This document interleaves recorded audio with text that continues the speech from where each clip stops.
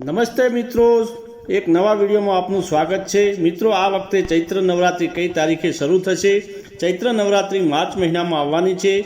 તો ચૈત્ર નવરાત્રિનો પહેલો દિવસ ક્યારે છે? આપણે અષ્ટમી અને નવમીની સાચી તારીખો પણ જાણીશું। કન્યા પૂજનનો સમય શું હશે? ચૈત્ર નવરાત્રિ શરૂ થવા જઈ રહી છે।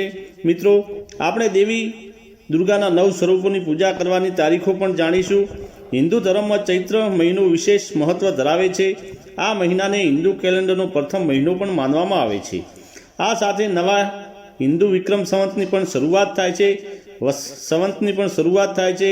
હિન્દુ ધર્મમાં ચૈત્ર નવરાત્રિનું વિશેષ મહત્વ છે અને ચૈત્ર નવરાત્રિ દરમિયાન દેવી દુર્ગાના 9 સ્વરૂપોની પૂજા 9 દિવસ સુધી કરવામાં આવે છે। ધાર્મિક વિધિઓ સાથે પૂજા કરવામાં આવે છે।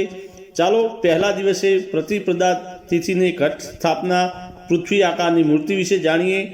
આપણે કન્યા પૂજનના સમય વિશે પણ જાણીશું। કેલેન્ડર મુજબ ચૈત્ર નવરાત્રિનો પ્રારંભ ચૈત્ર નવરાત્રિના શુક્લ પક્ષની પ્રતિપદા તિથિએ થશે। તમને યાદ અપાવવા માટે ચૈત્ર પ્રતિપદા તિથિ 19 માર્ચ સવારે 6:52 વાગે શરૂ થાય છે અને 20 માર્ચે સમાપ્ત થશે। ઉદય તિથિ અનુસાર ચૈત્ર નવરાત્રિ પણ 19 માર્ચે શરૂ થાય છે। ચૈત્ર નવરાત્રિ 27 માર્ચને શુક્રવારના રોજ સમાપ્ત થશે। કન્યા પૂજનની વાત કરીએ તો નવરાત્રિ દરમિયાન કન્યા પૂજનનું વિશેષ મહત્વ છે, જેમાં અષ્ટમી અને નવમી તિથિ ખાસ મહત્વપૂર્ણ હોય છે। કન્યા પૂજન આ બંને તિથિઓએ કરવામાં આવે છે। 2026માં ચૈત્ર નવરાત્રિની અષ્ટમી તિથિ 26 માર્ચે આવે છે અને નવમી તિથિ 27 માર્ચે આવે છે। આનો અર્થ એ થયો કે આ વખતે અષ્ટમી અને નવમી બંને અલગ અલગ દિવસમાં આવે છે। મોટાભાગે નવરાત્રિ દરમિયાન અષ્ટમી અને નવમી એક જ દિવસે આવે છે। આ કિસ્સામાં અષ્ટમી 26 તારીખે હશે અને નવમી તિથિ 27 તારીખે હશે। ઉપરાંત કૃપા કરીને નોંધ લો કે 9 દિવસ માટે 9 દેવીઓની પૂજા કરવામાં આવશે।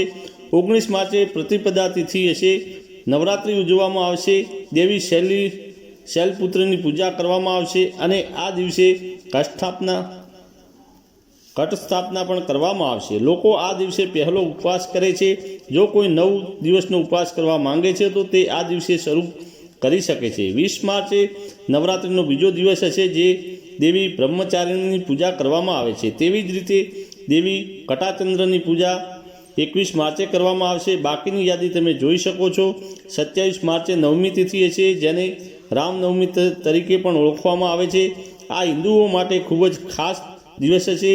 વધુમાં દેવી દુર્ગાની પૂજા કરવામાં આવશે। દેવીના 9 સ્વરૂપોની પૂજા કરવામાં આવશે। તે 19 માર્ચથી શરૂ થાય છે। પહેલો ઉપવાસ 19 માર્ચથી રાખવો જોઈએ। ઘટ સ્થાપના કરવાની છે। ઉપવાસ દરમિયાન શું કરવું અને શું ન કરવું તે વિશે અમે તમને નીચે મુજબ જણાવીશું। આગામી વિડીયોમાં અમે ઘટ સ્થાપના કેવી રીતે કરવી તે વિશે વધુ માહિતી આપીશું। નિયમિત વિડીયો માટે અમારી સાથે જોડાયેલા રહો, લાઇક કરો અને ચેનલને સબસ્ક્રાઈબ કરો। હમણાં માટે આટલું જ। આભાર। જય માતાજી મિત્રો।